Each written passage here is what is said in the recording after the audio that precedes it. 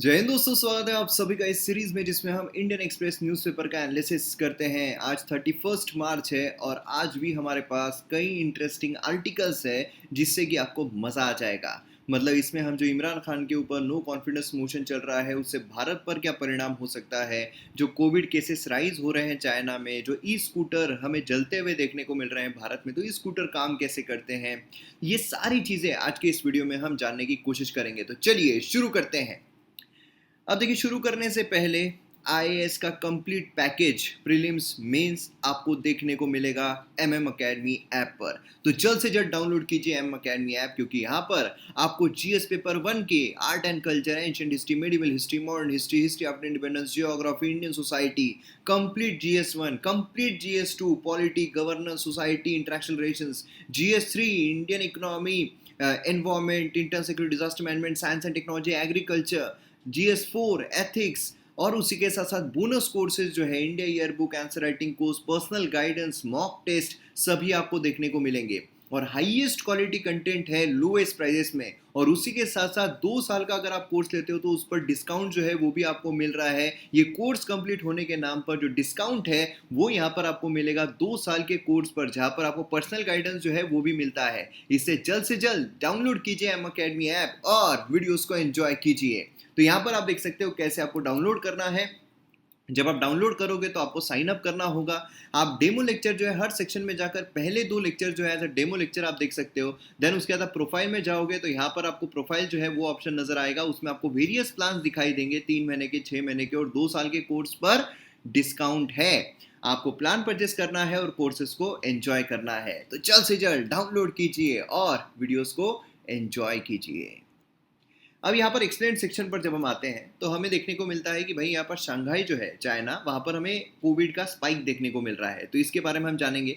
Then यहाँ पर Putin का जो रूबेल गैम्बिट है ये कुछ हमारे लिए इंपॉर्टेंट नहीं है। यहाँ पर अगेन जो इमरान खान है तो नो कॉन्फिडेंस मोशन हो रहा है, तो इसके साथ हम एक्स्ट्रा यहाँ पर हम देखने वाले हैं, क्योंकि यहाँ पर हमारे पास एक आर्टिकल जो है वो भी देखने को मिलता है कि जो पाकिस्तान है उसके साथ अब हम यहाँ पर किस तरीके से बर्ताव कर सकते हैं, कैसे हम हमारे रिलेशंस को सुधार सकते हैं। तो मतलब इंडिया पर क्या इम्पैक्ट पड़ेगा यहाँ पर ये नो कॉन्फिडेंस मोशन का, उसी के साथ साथ हमें यहाँ पर अब आगे क्या करना चाहिए, सभी चीज़ हम यहाँ पर डिटेल में डिस्कस करने वाले हैं। उसी के साथ साथ जब हम एडिटोरियल पेज देखते हैं तो बाकी अगर आप देखोगे तो अगेन वही Ukraine Russia, Ukraine Russia, Ukraine Russia, बाकी कुछ भी हमारे लिए इंपॉर्टेंट जो है हमें देखने को नहीं मिलता है। भले ही फिर वो नेचुरल पार्टनर यहाँ पर ऑस्ट्रेलिया और इंडिया की बात की जा रही है, उसी के साथ साथ ऑस्ट्रेलिया इंडिया की जो बात की जा रही है इसमें इसको हम और अच्छे तरीके से 1-2 दिन में देखेंगे, क्योंकि और यहाँ पर पिक्चर जो है वो क्लियर होता जाएगा और उसके जो इम्पैक्ट है काफ़ी अच्छे तरीके से हमें देखने को मिलेंगे। जब वो एक्सप्लेन सेक्शन जो है उसमें भी हमें ये आर्टिकल देखने को मिलेगा। तो इस तरीके से काफ़ी खूबसूरत तरीके से हम इंडिया ऑस्ट्रेलिया के रिलेशंस को भी देखेंगे स्टार्टिंग से लेकर अब तक। देन उसी के साथ साथ यहाँ पर मॉस्को की अगर हम बात करते हैं तो यहाँ पर और भी कुछ जानने के लिए हमारे लिए कुछ बचा नहीं है। तो इस तरीके के हमें आर्टिकल जो है वो देखने को मिल रहे हैं। चलिए शुरू करते हैं। पाकिस्तान में इमरान खान का खेल अब खत्म हो चुका है। अब इमरान खान को कोई भी नहीं बचा सकता है। नो कॉन्फिडेंस मोशन अब यहाँ पर इमरान खान के अगेंस्ट में ही जाने वाला है।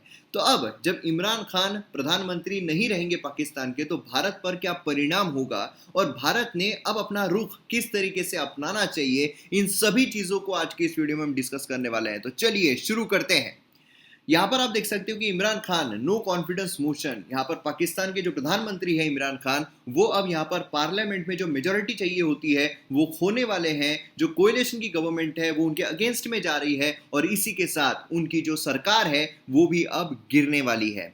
नो कॉन्फिडेंस मोशन होता क्या है? देखिए, इंडिया के संदर्भ में अगर हम देखें, अब देखिए हमारे पार्लियामेंट अगर हम देखते हैं तो पार्लियामेंट में हमें लोकसभा और राज्यसभा जो है ये देखने को मिलता है। अब राज्यसभा जो है ये एक परमानेंट हाउस है, लोकसभा अगर आप देखोगे तो ये एक टेम्पररी हाउस है। मतलब हर 5 साल में यहाँ पर जो एमपीज है वो यहाँ पर निकल जाते हैं, मतलब लोकसभा जो है वो डिसॉल्व हो जाता है। तो अब जब सरकार बनानी होती है तो लोकसभा में टोटल जो स्ट्रेंथ है उसकी एब्सोल्यूट मेजोरिटी चाहिए होती है अगर किसी भी पार्टी को सरकार बनाना है। मतलब यह है कि समझ लीजिएगा लोकसभा में टोटल स्ट्रेंथ जो है वो हमें 543 की देखने को मिल रही है। तो 543 का हाफ प्लस 1, टोटल स्ट्रेंथ का हाफ प्लस 1, उतने अगर किसी के एमपीज आ गए तो वो जो पार्टी है वो सरकार बना लेगी। यहाँ पर समझ लीजिए 272 अगर जिसके एमपी आ गए वो पार्टी सरकार बना लेगी। अब यहाँ पर बीजेपी अगर आप देखोगे तो उनके तो 300 के पार है, इसीलिए यहाँ पर हेल्दी मेजोरिटी जो है बीजेपी की हमें देखने को मिलती है। अगर ऐसा ना हो तो क्या होता है, मतलब समझ लीजिए अगर किसी के भी 272 नहीं आए, यहाँ पर समझ लीजिए बीजेपी जो है उसके 250 आए हैं, बाकी पार्टीज जो है उनके थोड़े थोड़े इस तरीके के हमें देखने को मिले, तो उस समय पर क्या होता है, कोई भी यहाँ पर पार्टी नहीं सरकार नहीं बना पाएगा। तो मतलब उसको हम कहते हैं हंग असेंबली। जब भी हंग असेंबली फॉर्म होती है उस समय पर ऐसा भी होता है कि अलग अलग पार्टी साथ में आकर कोएलिशन की गवर्नमेंट बनाती है, उसे हम कहते हैं कोएलिशन की गवर्नमेंट। समझ लीजिए यहाँ पर जो बीजेपी है उनके 250 आए हैं, कुछ उन्होंने कांग्रेस से ले लिए, कुछ आम आदमी पार्टी से ले लिए और अपनी सरकार जो है वो बना ली, और इसे हम कहेंगे कोएलिशन की गवर्नमेंट। मतलब किसी भी तरीके से जो प्रधानमंत्री है, जो भी प्रधानमंत्री है उसके पीछे 272 एमपीज जो है वो रहने चाहिए कि हाँ भाई हम इसको समर्थन देते हैं, तो मतलब वो प्रधानमंत्री जो है वो टिका हुआ रहेगा। अब पाकिस्तान में जो है, पाकिस्तान में इसका उल्टा हो रहा है। पाकिस्तान में क्या हो रहा है कि समझ लीजिए पहले जो गवर्नमेंट किस तरीके से फॉर्म हुई थी, तो यहां पर हमें टोटल स्ट्रेंथ जो है पाकिस्तान की वो देखने को मिलती है 342। जी हाँ, टोटल स्ट्रेंथ है 342। अब उसमें से सरकार बनाने के लिए कितना चाहिए रहेगा, हाफ प्लस वन, मतलब 172 जो है वो यहाँ पर चाहिए रहेंगे किसी भी पार्टी को सरकार बनाने के लिए। अब जब इलेक्शंस हुए थे उस समय पर किसी भी पार्टी को कंप्लीट मेजोरिटी नहीं मिली थी। मतलब यहाँ पर अगर आप देखोगे तो जो पाकिस्तान में जो इमरान खान है उनकी जो पार्टी है पाकिस्तान तहरीक ए इंसाफ, उसको 155 लोग जो है वो उनके इसमें आए थे, चुनकर आए थे। तो यहाँ पर किसी भी पार्टी को मेजोरिटी नहीं थी, इसलिए क्या हुआ, कोएलिशन की गवर्नमेंट हमें देखने को मिली। मतलब यहाँ पर बाकी जो पार्टीज थी, छोटी छोटी पार्टीज, वो यहाँ पर साथ में आ गई और यहाँ पर उन्होंने सरकार बनाई जिसके प्रमुख, जिसके मुखिया, जिसके प्रधानमंत्री हमें इमरान खान जो है वो देखने को मिल रहे थे। अब इनमें से आप देखिए जिन जो पार्टी साथ में आकर जिन्होंने सरकार बनाई है उसमें से सबसे ज्यादा अगर आप देखोगे तो वो हमें सात, मतलब यहाँ पर MQM पार्टी जो है वो देखने को मिलती है। अब समस्या ये हुई है कि MQM पार्टी जो है उन्होंने ही यहाँ पर पलटफेर कर दिया, उन्होंने यहाँ पर इमरान खान के पीठ में छुरा घोंपस दिया। इसकी वजह से क्या हुआ, अब यहाँ पर जो टोटल 176 लोग हमें देखने को मिल रहे थे इमरान खान के पास, अब उसमें से 7 लोग चले गए हैं। मतलब यहाँ पर जो 172 का मार्क चाहिए होता है पार्टी को सरकार बनाने के लिए, अब वो इमरान खान के पास नहीं बच रहा है। मतलब आज की तारीख में अगर हम यहाँ पर समर्थन देखते हैं इमरान खान को कितना है, तो यहाँ पर टोटल 155,531, मतलब 164 लोगों का ही समर्थन जो है वो यहाँ पर इमरान खान को मिल रहा है। मतलब इमरान खान के पास जो 172 का यहाँ पर स्पेशल आंकड़ा है वो बिल्कुल भी होता हुआ देखने को नहीं मिल रहा है। वही अगर हम अपोजिशन पार्टी देखते हैं तो अपोजिशन पार्टीज यहाँ पर एक साथ आ चुकी है और उनका 172 का जो आंकड़ा है वो पार हो चुका है, उनके पास 176 लोग हैं। तो इसका मतलब अब यह है कि जो नो कॉन्फिडेंस मोशन यहाँ पर पास किया जा रहा है इमरान खान के अगेंस्ट में, वो यहाँ पर आसानी से पास हो जाएगा और इमरान खान को उतना समर्थन नहीं मिलेगा जितना कि उनको चाहिए सरकार बनाए रखने के लिए, और इसके तहत अब उनकी सरकार जो है वो डूबने वाली है। और इसी की तिलमिलाहट में यहाँ पर इमरान खान जो है उन्होंने अपनी पार्टी के लिए विप जारी कर दिया है। विप मतलब होता है कि भाई जैसा हम बोल रहे हैं वैसा पार्टी के हर मेंबर को करना पड़ेगा। अगर पार्टी का मेंबर विप जो इशू किया गया है पार्टी के द्वारा वो फॉलो नहीं करता है तो उसको डिस्क्वालीफाई कर दिया जाता है, और ये हमारे यहाँ पर भी सेम चीज़ जो है वो देखने को मिलती है।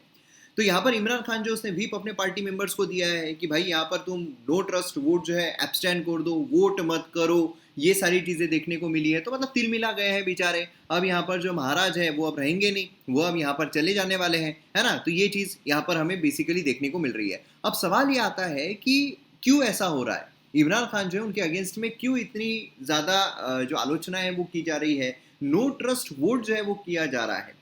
अब देखिए यहाँ पर पाकिस्तान अगर आप देखोगे तो वहाँ पर बहुत कम प्रधानमंत्री होते हैं जो अपना फुल टेन्योर जो है वो कंप्लीट कर पाते हैं। मतलब ना के बराबर प्रधानमंत्री जो है उन्होंने अपना टेन्योर कंप्लीट किया है पूरे 5 साल का, क्योंकि वहाँ पर जो आर्मी है वो अपना जो हथकंडा है वो अपना लेती है और वो यहाँ पर सरकार जो है चलाना शुरू कर देती है। जो भी प्रधानमंत्री बनते हैं ऐसा कहा जाता है कि वो आर्मी के ही पपेट होते हैं। तो अब इमरान खान जो है वो अब आर्मी की नहीं सुन रहे होंगे, इसकी वजह से अब आर्मी जो है अपना यहाँ पर ले रही है ना। तो ये हमें चीज़ देखने को मिल रही है। अब यहाँ पर अगर आप देखोगे तो जो तर्क दिए जा रहे हैं उसके मुताबिक जो पाकिस्तान है उसकी समस्या ऑलरेडी काफ़ी ख़राब चल रही है। मतलब आप देखोगे तो पाकिस्तान जो है वो FATF की ग्रे लिस्ट में रखा जा रहा है कितने सालों से। उसी के साथ साथ यहाँ पर इमरान खान जो है अभी हाल ही में जब रशिया ने यूक्रेन पर अटैक किया उस समय पर वो रशिया चले गए पागलों की तरह, और वहाँ पर रशिया से जाकर बोल रहे हैं कि भाई हमको पैसा दे दो। अब रशिया बोल रहा है भाई इधर मेरा मेरा अटैक चल रहा है, इधर मैं मार रहा हूँ यूक्रेन वाले को, और तुम यहाँ पर यार बीच बीच में नाक में उंगलियां कर रहे हो, ऐसे कैसे चलेगा। तो उसके वजह से भी यहाँ पर उसकी जो इमेज है काफ़ी ख़राब हो गई पाकिस्तान की। यूएसए जो है वो भी यहाँ पर थोड़ा गुस्सा हो गया है पाकिस्तान से। और सबसे मेन कारण जो बताया जाता है वो है इकोनॉमिक प्रॉब्लम का। पाकिस्तान इकोनॉमिक समस्या से बहुत ही बुरी तरीके से जूझ रहा है। मतलब इन्फ्लेशन अगर आप देखोगे तो रिकॉर्ड हाई हमें देखने को मिल रहा है। पाकिस्तानी रुपी जो है वो बहुत ही बुरी तरीके से उसकी वैल्यू गिर चुकी है। जो डेप्थ है, क्योंकि जब ये जो इमरान खान है जब वो इलेक्शंस लड़ रहे थे उस समय पर उनका मेन एजेंडा ही ये था कि भाई जो डेप्थ है, जो कर्जा है पाकिस्तान का, उसको कम करना चाहिए। लोग जो है पाकिस्तान का कर्जा बढ़ा रहे हैं। यहाँ पर अगर आप देखोगे तो कर्जा जो है और ज़्यादा यहाँ पर बढ़ता जा रहा है। तो ये सारी समस्याएं हमें देखने को मिली है पाकिस्तान के इसमें। इसकी वजह से क्या हुआ, जो लोग हैं उनमें भी आक्रोश है और जो यहाँ पर पार्टी मेंबर्स है उनमें भी आक्रोश है, जिसकी वजह से अब यहाँ पर नो ट्रस्ट वोट जो है वो हमें देखने को मिल रहा है। हम यहाँ पर इंडिया पर इम्पैक्ट देखते हैं तो इंडिया और पाकिस्तान की जो रिलेशन है इमरान खान के टेन्योर में ये कुछ इतने अच्छे नहीं रहे हैं, हमें लो पर ही देखने को मिले हैं।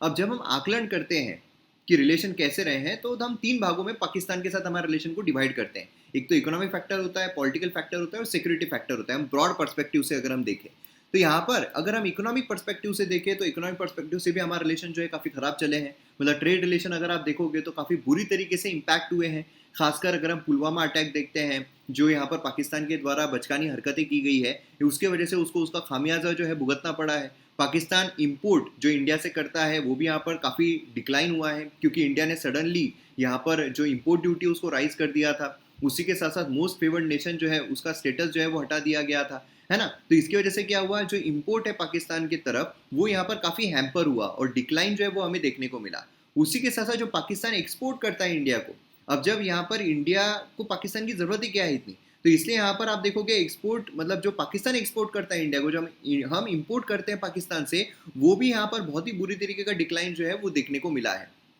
मतलब इकोनॉमिक पर्सपेक्टिव से अगर हम देखें तो बहुत ही बुरी हालत हमें देखने को मिली है इमरान खान का, अगर हम खासकर टेन्योर देखते हैं, और वो भी अगर हम देखें तो पिछले कुछ कपल ऑफ ईयर्स से। उसी के साथ साथ वेरियस टेररिस्ट अटैक जो है इंडिया पर वो भी किए गए हैं, उसमें पुलवामा अटैक, उरी अटैक, उसी के साथ साथ वेरियस जो हमें प्रॉब्लम्स है वो यहाँ पर पाकिस्तान की वजह से फेस करने पड़े हैं, जिसका खामियाजा जो है वो पाकिस्तान ने भी भुगता है। जो सर्जिकल स्ट्राइक्स किए हैं, उसके साथ साथ अभिनंदन जो है उनका जो एक केस हुआ था। तो मतलब वेरियस तरीकों से यहाँ पर जो अटैक्स हैं इंडिया पर वो किए गए, और जो अटैक है वो कंप्लीटली जो स्पॉन्सर, स्टेट स्पॉन्सर थे, ये भी सामने निकल कर आया है। इसलिए यहाँ पर पाकिस्तान जो उसे मुकर नहीं सकता है। और उसी के साथ साथ अभी हाल ही में यहाँ पर जो असेंबली हुई थी उसमें भी जो पाकिस्तान के मेंबर हैं उनके द्वारा ये कहा गया, कबूल किया गया कि हाँ भाई यहाँ पर अटैक जो है वो पुलवामा अटैक बोले, कोई भी अटैक बोली, यहाँ पर इंडिया पर पाकिस्तान के द्वारा ही किया गया है। अब देखिए इकोनॉमिक और सिक्योरिटी फ्रंट के साथ साथ जो पॉलिटिकल फ्रंट है ये भी काफ़ी बुरा रहा है। इमरान खान ने वेरियस जो स्टेटमेंट है ऐसे पास किए हैं जिसकी वजह से जो दूरियां हैं ये और ज़्यादा बढ़ती गई है। मतलब इमरान खान ने एक ये कहा है कि India Pakistan talk are not possible because Modi government religious nationalism. तो ये इस तरीके स्टेटमेंट यहाँ पर बोले गए हैं जिससे कि जो बातें हैं कि खुद की इकोनॉमी गड्ढे में जा रही है, खुद का ही देश गड्ढे में जा रहा है, लेकिन फिर भी जो बाप है, बेटे को अगर समस्या हो जाए तो बाप से पैसे लेना ही पड़ता है, बाप से अच्छे से रहना ही पड़ता है, लेकिन यहाँ पर और ये टशन दिखा रहा है तो फिर समस्या जो है तो क्रिएट होगी। तो ये समस्या जो है हमें देखने को मिली। अब देखिए यहाँ पर अगर हम देखते हैं तो रिसेंट टाइम में कुछ शिफ्ट जो है टोन में ज़रूर हमें देखने को मिला है। जैसे कि अभी हाल ही में जो पाकिस्तान के प्रधानमंत्री इमरान खान, उन्होंने एक रैली में कहा कि इंडिया की जो इंडिपेंडेंट फॉरेन पॉलिसी है वो बहुत ही काबिल तारीफ है। मतलब एक तरफ तो क्वाड का मेंबर है जहाँ पर यूएसए जो है वो हमें क्वाड में देखने को मिलता है, और क्वाड का मेंबर होने के साथ साथ यहाँ पर जो रशिया है उससे वो ऑयल भी परचेस कर रहा है। मतलब यूएसए के भी क्लोज है, रशिया के भी क्लोज है, और सैंक्शन जो है उसका भी डर जो है वो इंडिया को नहीं हो रहा है। तो एक इंडिपेंडेंट फॉरेन पॉलिसी जो है इंडिया अपनाता है, ऐसा कहा गया। और हाल ही में अगर आप देखोगे तो मिसाइल जो है उसका भी हुआ था, है ना, इंडिया की मिसाइल जो है मिस फायर हो गई थी, ऐसा कहा गया था इंडिया के द्वारा। तो वो भी यहाँ पर पाकिस्तान ने मुद्दा तो बहुत बड़ा बनाया, लेकिन उस तरीके का नहीं बनाया कि भाई वॉर जो है वो यहाँ पर छिड़ जाए। तो इस तरह की चीज़ें जो है वो यहाँ पर हमें देखने को मिली है। पाकिस्तान की तरफ से भी शिफ्ट जो है टोन का वो यहाँ पर देखने को मिला है। तो अब यहाँ पर हमने करना क्या चाहिए? देखिए क्या है कि यहाँ पर इंडिया जो है उसके पास वेरियस ऑप्शंस हैं कि हम यहाँ पर या तो पाकिस्तान के दूर ही रह सकते हैं, दूरी बनाकर रह सकते हैं, और या तो हम पाकिस्तान के साथ अच्छे रिलेशन बनाकर जो ओवरऑल ग्रोथ है वो कर सकते हैं। देखिए अगर हम दूरी बनाकर रखेंगे, अगर हम चिढ़ते रहेंगे तो फिर उसमें दोनों का भी नुकसान हो सकता है। लेकिन अगर हम यहाँ पर क्लोजनेस बढ़ाते हैं या फिर बढ़ाने की एटलीस्ट कोशिश करते हैं, तो यहाँ पर हो सकता है कि कुछ बेटर जो है वो चीज़ें निकल कर आ जाए। जैसे कि यहाँ पर वर्ल्ड बैंक जो उसने एस्टिमेट किया है कि इंडिया पाकिस्तान का जो ट्रेड पोटेंशियल है, कि इंडिया और पाकिस्तान किस तरीके का ट्रेड कर सकते हैं, $37 बिलियन तक का ट्रेड कर सकते हैं। लेकिन वो अभी अगर आप देखोगे तो $400 मिलियन पे पहुंच चुका है, इतना नीचे आ चुका है। तो मतलब हमारे पास बहुत ज़्यादा स्कोप है कि हम यहाँ पर ट्रेड रिलेशन को इंक्रीज कर सके। उसी के साथ साथ इंडिया ने जो इंफ्रास्ट्रक्चर है, मेजर इन्वेस्टमेंट है बॉर्डर इंफ्रास्ट्रक्चर पर, वो भी ऑलमोस्ट 10 ईयर से नहीं किया है। तो हम यहाँ पर जो बॉर्डर इंफ्रास्ट्रक्चर है हमारा, उसको बेहतर कर सकते हैं। क्योंकि अगर आप देखोगे तो इंटीग्रेटेड चेक पोस्ट जो है वो भी एक ही हमें देखने को मिलता है। तो इंटीग्रेटेड चेक पोस्ट जो है वो भी हमने बढ़ाने की कोशिश की गई है, लेकिन स्टिल हम यहाँ पर जो हमारे बॉर्डर है पाकिस्तान की, खासकर अगर हम बॉर्डर की बात करते हैं, तो वहाँ पर हमने इंटीग्रेटेड चेक पोस्ट जो है उसको बढ़ाने की कोशिश नहीं की है। उसी के साथ साथ डायरेक्ट ट्रैवल जो है दोनों ही नेबरिंग कंट्रीज के बीच में, वो भी वर्चुअली हमें इम्पॉसिबल दिखाई देता है। तो ये सारी जो चीज़ें हैं इसको हम बेहतर यहाँ पर कर सकते हैं। जैसे कि हमने यहाँ पर अगर समझ लीजिए कि जो हम इम्पोर्ट ड्यूटी है उसको अगर थोड़ा रिड्यूस कर दिया, तो इससे दो मैसेज जाएंगे। एक तो ट्रेड जो है वो भी बढ़ेगा, इकोनॉमिक बेनिफिट तो होगा ही। दूसरा, यहाँ पर इंटरनेशनल स्पीयर में इंडिया की जो इमेज है वो और ज़्यादा अच्छी जाएगी कि देखो यार, ये टेररिस्ट अटैक कर रहे हैं, इंडिया भूलकर, अब सब कुछ भूलकर यहाँ पर जो ट्रेड रिलेशन है उसको सुधारने की कोशिश में लगा हुआ है। तो यहाँ पर एट प्रेजेंट अगर आप देखोगे तो इंडिया जो खुद यहाँ पर कश्मकश में फंसा हुआ है यूएसए और रशिया के बीच में, तो यहाँ पर इंडिया के पास एक बहुत अच्छा एक मौका है कि वो एक अपना एक स्टैंड बना सकता है टेररिस्ट फाइट करने के लिए, और अपने जो रिलेशन है वो नेबरिंग कंट्री से सुधारने के लिए, जिससे कि यूएसए जो है और रशिया जो है दोनों ही यहाँ पर अपनी अपनी जगहों पर खुश रहे, सैंक्शन जो है वो यहाँ पर लगाने की कोशिश ना करें। तो ये एक बेनिफिट हो सकता है। इंफ्रास्ट्रक्चर अगर डेवलप होता है तो अपने आप जो ट्रेड बोलिए, जो कनेक्टिविटी बोलिए, जो कल्चरल टाइज बोलिए, यहाँ पर इंक्रीज होते ही है। तो ये सारी चीज़ें जो है हम यहाँ पर कर सकते हैं। बाकी आपकी क्या राय है, और हम यहाँ पर क्या कर सकते हैं, या फिर इंडिया पर और किस तरीके का इम्पैक्ट हो सकता है, आप कमेंट सेक्शन में ज़रूर बताइए। और वीडियो अगर पसंद आता है तो शेयर ज़रूर कीजिए, चैनल को सब्सक्राइब भी ज़रूर कीजिए। भारत में काफ़ी जगहों पर जो ई स्कूटर है उसमें आग लग रही है, तो उसके पीछे क्या कारण है? ई स्कूटर काम करता है लिथियम आयन बैटरीज पर। तो लिथियम आयन बैटरीज किस तरीके से काम करती है, इन सभी चीज़ों को आज के इस वीडियो में हम डिस्कस करने वाले हैं। तो चलिए शुरू करते हैं। तो जैसा कि आप यहाँ पर देख सकते हो वीडियो में भी, कि कई जगहों पर जो ई स्कूटर है वो फायर कैच कर रहे हैं, और जिसकी वजह से जो ट्रांसपोर्ट मिनिस्टर है नितिन गडकरी साहब, उन्होंने इन्वेस्टिगेशन के ऑर्डर दिए हैं। अब यहाँ पर अगर हम बात करें तो लास्ट 5 डेज में काफ़ी सारे, मतलब एटलीस्ट 4 इंसिडेंट जो है वो रिपोर्ट किए गए हैं, जहाँ पर 2 व्हीलर इलेक्ट्रिक व्हीकल, जो यहाँ पर ओला बोलिए, ओकिनावा बोलिए, पियर ईवी बोलिए, इनके द्वारा जो बनाए गए हैं उसमें आग लग रही है।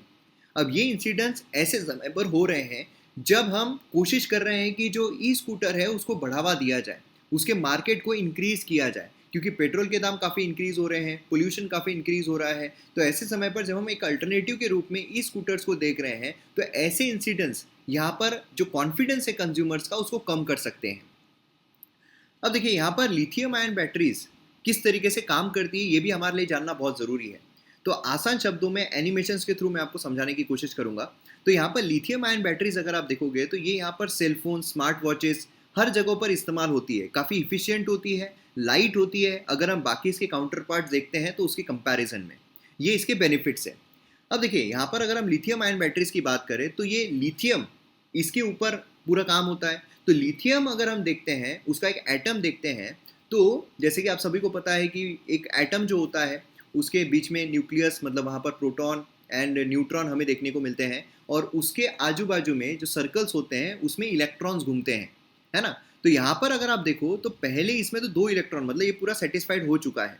दूसरे इसमें अगर आप देखोगे तो सिर्फ एक इलेक्ट्रॉन हमें देखने को मिलता है, और एक इलेक्ट्रॉन मतलब क्या है, मतलब ये अनस्टेबल हमें देखने को मिल रहा है, अनस्टेबल। तो लिथियम जो है ये हाईली अनस्टेबल होता है, और अपना जो इलेक्ट्रॉन है वो लूज करना चाहता है, वो खोना चाहता है कि भाई ये इलेक्ट्रॉन चला जाए, ये इलेक्ट्रॉन एक्स्ट्रा है, ये इलेक्ट्रॉन चला गया तो 2 इलेक्ट्रॉन के साथ मैं अच्छी अच्छी जिंदगी जो है स्टेबल रहकर बिता सकता हूँ। तो ये एक्स्ट्रा इलेक्ट्रॉन जो है इससे इसको पीछा छुड़ाना है, और इसी का फायदा हमें यहाँ पर उठाना है। कैसे? तो जब यहाँ पर इलेक्ट्रिसिटी करंट, मतलब क्या है, हम इलेक्ट्रॉन को मूव करेंगे, इलेक्ट्रॉन को मूव करने के लिए हमें इलेक्ट्रॉन को छुड़ाना पड़ेगा, और सबसे आसानी से किसका इलेक्ट्रॉन हम छुड़ा सकते हैं, लिथियम का छुड़ा सकते हैं, क्योंकि एक ही है तो जल्दी से छोड़ देगा। तो जल्दी से छोड़ेगा, यही इलेक्ट्रॉन को हम मूव कराएंगे, जब इलेक्ट्रॉन को मूव कराएंगे अपने आप इलेक्ट्रिसिटी जो है वो मूव होना शुरू हो जाएगी। ठीक है, बस इतना आपको समझना है, बाकी पीएचडी नहीं करनी इलेक्ट्रिसिटी में अगर आप साइंस बैकग्राउंड से नहीं हो। अगर आप साइंस बैकग्राउंड से हो तो आपको ये जो चीज़ है वो अच्छी तरह समझ में आ गई होगी। तो अब यहाँ पर अगर आप देखोगे तो जो एक स्ट्रक्चर होता है वो कुछ इस तरीके का होता है कि हमने यहाँ पर जो लिथियम है उसको इस तरीके से बाइंड कर लिया और बीच में हमने एक इलेक्ट्रोलाइट जो है वो रखा है और इस साइड हमने ग्राफाइट रखा है। अब ग्राफाइट अगर आप देखोगे तो इसका कोई मेजर काम नहीं है, ठीक है। अब इस साइड जो हमें लिथियम देखने को मिल रहे हैं, बस हमें करना क्या है, ये जो लिथियम है इनको हमें इस तरफ लेकर आना है और इस तरफ लेकर जाना है। आप बोलोगे ये क्या बात कर रहे हो सर, मतलब इस तरफ से इस तरफ लेकर जाना है, इस तरफ से इस तरफ लेकर जाना है? बिल्कुल, बस यही करना है। और इसी के साथ हमें यहाँ पर जो करंट इलेक्ट्रिसिटी है उसको अटैच कर देना है, जिससे कि इलेक्ट्रिसिटी जो है वो मूव होना शुरू हो जाएगी। कैसे? तो यहाँ पर आप ध्यान से देखिए इस वीडियो को। यहाँ पर बेसिकली आप देखोगे तो जो इलेक्ट्रॉन्स है ये इस जो हमें इलेक्ट्रोलाइट देखने को मिल रहा था उसमें से पास नहीं होते हैं।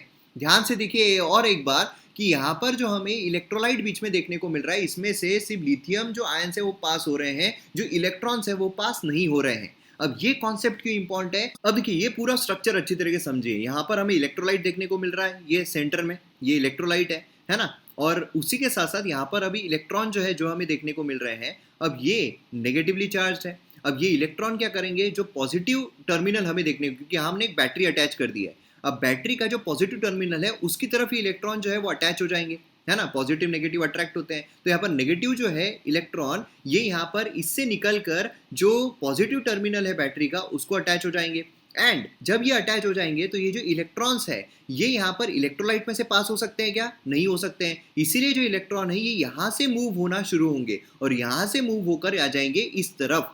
और उसी के साथ साथ यहाँ पर जो हमें लिथियम देखने को मिल रहा है ये तो आसानी से इलेक्ट्रोलाइट में से पास हो सकता है, तो ये इलेक्ट्रॉन जो है लिथियम जो है ये यहाँ से पास होकर इस तरफ आ जाएगा। तो इस तरीके से क्या होगा, हमारी बैटरी जो है वो चार्ज हो जाएगी, मतलब कि हमारी बैटरी चार्ज हो चुकी है। देन उसके बाद ये बैटरी को हटाकर अगर हम यहाँ पर कोई भी चीज़ लगा दे जिसकी हमें इलेक्ट्रिसिटी की जरूरत पड़ती है, जैसे कि यहाँ पर बल्ब लगा दे या कुछ भी लगा दे, तो यहाँ से क्या होगा, जो इस तरफ लिथियम आए हैं वो यहाँ पर सोचेंगे कि नहीं यार मेरे को नॉर्मल अपनी पोजीशन में जाना है, जहाँ पर मैं था, जहाँ पर मेरा घर है उसी में वापस जाना है, तो यहाँ से वापस जाने की कोशिश करेंगे। इलेक्ट्रॉन जो इस तरफ आए हैं फिर से इस तरफ से मूव होना जो है वो शुरू हो जाएंगे और इस तरीके से हमें यहाँ पर इलेक्ट्रिसिटी जो है जनरेट होती हुई देखने को मिलेगी। कैसे? ये कैसे होगा, यही चीज यहाँ पर आप वीडियो के जरिए जो है समझ सकते हो, जो मैंने आपको यहाँ पर बताया। तो जैसा कि यहाँ पर देख सकते हो कि जो इलेक्ट्रॉन्स है वो मूव हो रहे हैं, ऊपर से क्यों हो रहे हैं अभी मैंने आपको बताया, इस तरफ आ गए। अब यहाँ पर जो लिथियम है वो तो इलेक्ट्रोलाइट में से पास हो सकते हैं, तो ये इलेक्ट्रोलाइट जो है उसमें से यहाँ पर पास होकर इस तरफ आ जाएंगे। इस तरीके से हमारा पहला जो मोटो है ये कंप्लीट हो गया। किसका? तो बैटरी चार्ज करने का। अब यहाँ पर बैटरी जो है वो चार्ज हो चुकी है। अब जब बैटरी चार्ज हो चुकी तो ये जो स्टेट है ये यहाँ पर ऐसी है कि भाई मुझे वापस अपने घर पर जाना है। समझ लीजिए कि एक जो अपना ये होता है पहाड़ होता है, तो पहाड़ पे एक बॉल जो है उसको ऊपर ले जाकर खड़ा कर दिया गया है। इस तरीके की स्टेट जो है ये हमें देखने को मिल रही है। अब इससे अगर हम बैटरी निकालकर यहाँ पर बल्ब लगा दें तो क्या होगा, वापिस से रिवर्स एक्शन जो है वो शुरू हो जाएगी। इलेक्ट्रॉन्स जो हमें देखने को मिल रहे हैं ये वापिस उल्टी डायरेक्शन में जाना शुरू हो जाएंगे एंड जो लाइट है वो जलेगी, मतलब जो बॉल है अब फिर से यहाँ पर रिलीज हो रहा है, अपनी जगह पर जा रहा है और इस तरीके से यहाँ पर रिवर्स पोजीशन आ जाएगी, बैटरी खत्म हो जाएगी, इलेक्ट्रिसिटी जो है जनरेट हो जाएगी। इस तरीके से हमारा जो एजेंडा है वो कंप्लीट हो जाएगा। तो इस तरीके से यहाँ पर लिथियम आयन बैटरी जो है वो काम करते हैं। अब जो यहाँ पर ई स्कूटर है उसमें जो यहाँ पर आग लग रही है, तो उसके पीछे क्या कारण है? देखिए क्या होता है, जब टेम्परेचर हाई होता है तो जो इलेक्ट्रोलाइट है यहाँ पर डिस्ट्रॉय हो जाता है। इलेक्ट्रोलाइट डिस्ट्रॉय होने की वजह से क्या होता है कि ये मिक्स होकर यहाँ पर बम्बार्डिंग हो जाती है, आग लग जाती है, विस्फोट हो जाता है, शॉर्ट सर्किट हो जाता है और उसकी वजह से हमें आग लगती हुई देखने को मिलती है। तो ये कारण है कि ई स्कूटर जो है हमें जो मोस्टली देखने को मिल रहा है हाई टेम्परेचर्स की वजह से उसमें आग जो है वो लग रही है। हालांकि पूरी तरीके से यहाँ पर जो ऑथराइज्ड जो रीजन है वो नहीं बताया गया है अब तक, लेकिन फिर भी जिस तरीके से पता चल रहा है उसके पीछे यही कारण जो है वो देखने को मिल रहा है। अब कुछ बेनिफिट्स अगर हम देखते हैं लिथियम आयन बैटरीज के, तो जो यहाँ पर लिथियम आयन बैटरीज है वो ज़्यादा सूटेबल है and smartphone light weight, high energy है, डेंसिटी काफ़ी अच्छी, एबिलिटी है उसकी अच्छी तरीके से चार्ज होने की। और जैसा मैंने आपको कहा कि जो लास्ट वाला उसका सर्कल है उसमें हमें एक ही इलेक्ट्रॉन देखने को मिलता है, तो उसको निकालना काफ़ी आसान है। उसी के साथ साथ यहाँ पर one of the biggest benefit अगर हम देखते हैं लिथियम आयन बैटरीज के, तो हाई एनर्जी डेंसिटी उसकी हमें देखने को मिलती है। तो ये पोटेंशियल रीजन है बैटरी के अनडूइंग के पीछे, है ना। तो मतलब जल्दी से ये अनडू जो है वो हो जाती है, जो हमने यहाँ पर चार्ज किए तो जल्दी से यहाँ पर अनडू जो है हमें यहाँ पर देखने को मिलता है। देन उसके बाद यहाँ पर अगर आप देखोगे तो जो प्रिलिमिनरी ऑब्जर्वेशन है उसके जरिए जो बताया गया है सोर्सेस के जरिए कि फायर क्यों लग रही है, आग क्यों लग रही है, तो यही है कि यहाँ पर जो फायर स्कूटर में ये शॉर्ट सर्किट की वजह से हो रहा है। शॉर्ट सर्किट क्यों होता है, जैसे मैंने आपको बताया हाई टेम्परेचर होता है जिसकी वजह से इलेक्ट्रोलाइट जो है वो यहाँ पर चला जाता है और उसकी वजह से शॉर्ट सर्किट की वजह से आग जो है, विस्फोट जो है वो हमें देखने को मिलता है। तो अब यहाँ पर जो लोग हैं उनके अंदर एक नेगेटिव परसेप्शन काफ़ी ज़्यादा इंक्रीज हो रहा है। जो कंज्यूमर्स हैं उनके लिए नेगेटिव परसेप्शन काफ़ी ज़्यादा इंक्रीज हो रहा है और इसकी वजह से यहाँ पर जो हम एक अल्टरनेटिव मार्केट ढूंढ रहे हैं जो कि फ्यूल पर बेस्ड ना हो, जिससे कि पोल्यूशन कम हो, सब कुछ हमारा एनवायरमेंट सस्टेनेबल रहे, उसके लिए लिथियम आयन बैटरीज जो है सबसे बेस्ट अल्टरनेटिव माना जा रहा था। लेकिन अब यहाँ पर कंज्यूमर के तरफ नेगेटिव परसेप्शन जाने की वजह से मार्केट जो है हैम्पर हो सकता है। अब आप बोलोगे ऐसा थोड़ी है, यहाँ पर इतना कैसे हैम्पर हो जाएगा। तो इसका जीता जाता एग्जाम्पल केस स्टडी हमें देखने को मिलती है टाटा नैनो की। टाटा नैनो इतने सस्ते में मिल रही थी और उसमें काफ़ी नेगेटिव उसकी मार्केटिंग हो गई क्योंकि टाटा नैनो जो है कई जगहों पर फायर कैच कर ली, मतलब वहाँ पर आग लग गई। आग लगने की वजह से क्या हुआ, लोगों के अंदर डर बैठने लगा और लोगों ने टाटा नैनो जो है परचेस करना बंद कर दिया, जिसकी वजह से टाटा नैनो जो उसको बंद करना पड़ा। तो ये एक चीज़ जो है हमें देखने को मिलती है, जब भी कोई नेगेटिव परसेप्शन जाता है कंज्यूमर्स की तरफ तो जो मार्केट है वो हैम्पर ज़रूर होता है। और ऐसे समय पर जहाँ पर हम जो समझ लीजिए चार्जिंग सॉकेट्स बना रहे हैं, इंफ्रास्ट्रक्चर डेवलप कर रहे हैं, ईवी व्हीकल्स को गवर्नमेंट की तरफ से प्रमोट किया जा रहा है, तो ऐसे सिनारियों में ये जो चीज़ें हैं सामने निकल कर आना ये थोड़ी डेंजरस साबित हो सकती है। तो अब मैं उम्मीद करता हूँ कि आपको कंप्लीट वीडियो समझ में आ गया होगा और आपकी क्या राय है आप कमेंट सेक्शन में ज़रूर बताइए और अगर वीडियो पसंद आता है तो शेयर ज़रूर कीजिए, काफ़ी मेहनत लगती है वीडियोज़ बनाने के लिए। तो मिलते हैं हम अगले वीडियो में। जय हिंद। चाइना में फिर से बढ़ रहे हैं कोरोना केसेस, जिसकी वजह से चाइना के शंघाई में कड़क लॉकडाउन लगाया गया है। तो क्या अब इससे भारत को डरना चाहिए? आइए आज के इस वीडियो में हम समझने की कोशिश करते हैं। यहाँ पर आप देख सकते हो कि जो शंघाई है वहाँ पर लॉकडाउन इम्पोज किया गया है चाइना के द्वारा, जिसकी वजह से इकोनॉमिक इम्पैक्ट काफ़ी बुरी तरीके का चाइना को फेस करना पड़ सकता है। ये जानते हुए लॉकडाउन क्यों लगाया गया, कितने केसेस यहाँ पर बढ़ रहे हैं, तो चाइना में अगर आप देखोगे तो हर जगह पर मतलब उन्होंने काफ़ी स्ट्रिक्ट एक्शंस लिए कोरोना केसेस को कम करने के लिए। उनकी थी कि भाई ज़ीरो केसेस जो है वो होने चाहिए। इसके लिए उन्होंने जहाँ भी जो असिम्टोमेटिक केसेस बोलिए, सिम्टोमेटिक केसेस बोलिए, जो भी मिल रहे हैं उनको मैंडेटरी हॉस्पिटलाइज कराया। उसी के साथ साथ यहाँ पर हार्ड लॉकडाउन लगाए। फॉरेन ट्रैवलर जो आ रहे थे उनको कंपलसरी क्वारंटीन करवाया। जो सस्पेक्टेड केसेस थे उनको आइसोलेट करवाया। सारी चीज़ें जो वो चीज़ें कर सकते थे उन्होंने सारी चीज़ें की। और इसके बावजूद अगर आप देखोगे तो अभी हाल ही में जो केसेस है वो हमें राइज होते हुए देखने को मिल रहा है। मतलब अगर आप वेडनेसडे 30 मार्च देखोगे तो लोकल अथॉरिटी जो है शंघाई की, उन्होंने रिपोर्ट किए 6000 न्यू इन्फेक्शंस इन 24 आवर्स। मतलब यहाँ पर जो केसेस है वो कंटिन्यूसली नए नए केसेस डिस्कवर होते जा रहे हैं। अब आप बोलोगे यार ये 6000 केसेस ये तो इतने ज़्यादा नहीं लग रहे हैं। इंडिया में तो अगर आप देखोगे तो कितने सारे ये शंघाई की हम बात कर रहे हैं, ओवरऑल चाइना की नहीं। ओवरऑल चाइना की अगर हम बात करें तो ओवरऑल चाइना में भी केसेस जो है काफ़ी हाई होते हुए देखने को मिल रहे हैं। मतलब एक डंडी जो है सीधी इस तरीके की डंडी जो है जे कर्व जो है वो यहाँ पर निकल कर आ रहा है। लेकिन स्टिल अभी भी अगर आप देखोगे तो जो कंपैरिजन अगर हम करें बाकी कंट्रीज के साथ तो चाइना में अभी भी जो केसेस है काफ़ी कम हो रहे हैं। लेकिन स्टिल क्या हो रहा है कि चाइना की एक पॉलिसी थी कि भाई ज़ीरो केसेस होने चाहिए, उसके तुलना में यहाँ पर केसेस जो है काफ़ी तेज़ी से राइज हो रहे हैं चाइना में और ये काफ़ी एक खतरे की घंटी है। और इतना ही नहीं, उसी के साथ जो यहाँ पर हांगकांग हमें देखने को मिलता है, मतलब जो बाजू में हांगकांग है वहाँ पर भी केसेस जो है कपल ऑफ मंथ्स में काफ़ी इंक्रीज हो रहे हैं। मतलब दिसंबर तक तो उन्होंने सेम एफर्ट्स लिए जो चाइना ने लिए, सब कुछ वही किया, केसेस काफ़ी कम रखे। लेकिन सडनली अभी क्या हुआ कि जनवरी से केसेस जो है काफ़ी तेज़ी से इंक्रीज हुए और इतना ही नहीं तो वहाँ पर डेथ जो है वो भी काफ़ी ज़्यादा इंक्रीज हो गई, क्योंकि वहाँ पर जो ओल्ड एज है, जो वृद्धा लोग हैं उनके जो केसेस है वो इंक्रीज हुए, जिसकी वजह से इम्यूनिटी लो होने की वजह से उनकी जो डेथ रेट है काफ़ी हाई हो गए। मतलब यहाँ पर समझ लीजिए कि कंप्लीटली जो उनके हॉस्पिटल्स है डेड बॉडी से भर रहे हैं। ये सारी चीज़ें वहाँ पर हमें देखने को मिल रही है। लार्ज नंबर ऑफ डेथ जो हमें हांगकांग में देखने को मिले हैं उसको लो वैक्सीनेशन के लिए ब्लेम किया जाता है कि भाई यहाँ पर आपने जो एल्डरली पॉपुलेशन है, जो बूढ़े लोग हैं, उनको वैक्सीन ही प्रोवाइड नहीं की और इसकी वजह से क्या हुआ कि बूढ़े लोग जो उनकी इम्यूनिटी स्ट्रांग नहीं हो पाई और उसकी वजह से जो डेथ रेट है काफ़ी ज़्यादा हाई देखने को मिला है। अब यहाँ पर चाइना की अगर हम बात करते हैं तो सिर्फ 20% लोग जो है अबव 80 ईयर्स ऑफ एज उनको प्राइमरी शॉट मिले हैं as well as booster dose मिला है। तो इससे हम ये अंदाज़ा लगा सकते हैं कि भाई चाइना जो है उसकी भी जो एल्डरली पॉपुलेशन है काफ़ी ज़्यादा वल्नरेबल है। और पॉपुलेशन वल्नरेबल रहने की वजह से क्या है कि उनको भी खतरे की घंटी है कि अगर वहाँ पर केसेस इंक्रीज होते हैं और अगर वृद्ध जो लोग हैं उनको अगर कोरोना पकड़ लेता है तो वहाँ पर भी जो डेथ रेट है काफ़ी ज़्यादा इंक्रीज हो सकता है। तो ये एक खतरे की घंटी वहाँ पर देखने को मिल रही है। अब अगर हम इंडिया की बात करते हैं तो क्या यहाँ पर जो केसेस चाइना में इंक्रीज हो रहे हैं उसकी वजह से इंडिया को डरना चाहिए, इंडिया के ऊपर काफ़ी रिस्क है?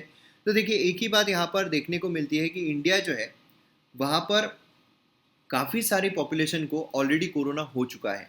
मतलब ऑलमोस्ट अगर आप देखोगे तो काफ़ी हेल्दी पॉपुलेशन है, क्योंकि जो इम्यूनिटी है काफ़ी इंक्रीज़ हो चुकी है। मतलब एक इंसान को 2-2 3-3 बार जो है वो कोरोना हुआ है। 2-2 3-3 बार कोरोना होने की वजह से क्या है कि अलग-अलग जो वेरिएंट्स हैं, क्योंकि एक ही वेरिएंट से 2-2 3-3 बार कोरोना होना ये संभव नहीं है। अगर दोबारा कोरोना हो रहा है इसका मतलब ये है कि दूसरे-दूसरे वेरिएंट के थ्रू कोरोना जो है वो हो रहा है।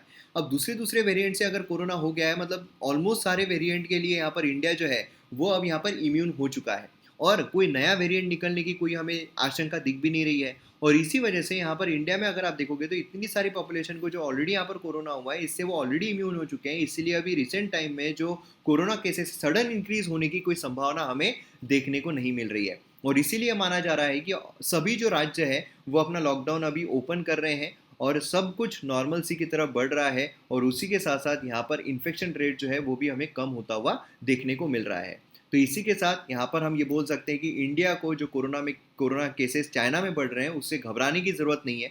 बस अपना प्रोटेक्शन जो है वो रखना बहुत ज़रूरी है। जो मास्क है जहाँ भी आप जा रहे हैं वहाँ पर आप पहन के रखिए, जिससे कि जो हमने फेस किया है, जो इकोनॉमिक प्रॉब्लम बोलिए, सोशल प्रॉब्लम बोलिए, जो हमने फेस किया है दोबारा वो फेस करने की ज़रूरत ना पड़े। तो हमें बस अभी प्रोटेक्शन रखना है, हम तो अब जो कुछ करना चाहे वो कर सकते हैं फ्रीली, बस हमें प्रोटेक्शन जो है वो यहाँ पर रख के रहना है। तो अब मैं उम्मीद करता हूँ आपको चीज़ें जो है अच्छी तरह समझ में आ गई होगी। और theMMAcademy.in ये वेबसाइट अगर आपने विजिट नहीं की है तो ज़रूर कीजिए, क्योंकि यहाँ पर मेरे द्वारा बहुत सारे कोर्सेज लाए जा रहे हैं जो आपको एग्जाम में काफ़ी ज़्यादा फायदा दिला सकते हैं। पूरा आईएएस फाउंडेशन कोर्स जो है वो अवेलेबल है। यहाँ पर आप जाओगे फाउंडेशन कोर्सेज में तो पूरा आईएएस फाउंडेशन कोर्स मिलेगा, जिसमें 20 के आसपास कोर्सेज हैं जो आपको अच्छे तरीके से एग्जाम में फ़ायदा दिला सकते हैं। प्रीलिम्स मेंस दोनों ओरिएंटेड है। यहाँ पर आपको बिल्कुल भी एनसीईआरटी बोलिए और कोई भी सोर्स रेफर करने की ज़रूरत नहीं है। कंप्लीटली आप इस पर रिलाय जो है वो कर सकते हो और अच्छे तरीके से आपका प्रिपरेशन कर सकते हो। लोएस्ट प्राइजेस में हाईएस्ट क्वालिटी कंटेंट और आपको कहीं भी देखने को नहीं मिलेगा। तो जल्द से जल्द विजिट कीजिए theMacademy.in और वीडियोस को एंजॉय कीजिए। तो मिलते हैं हम अगले वीडियो में। जय हिंद।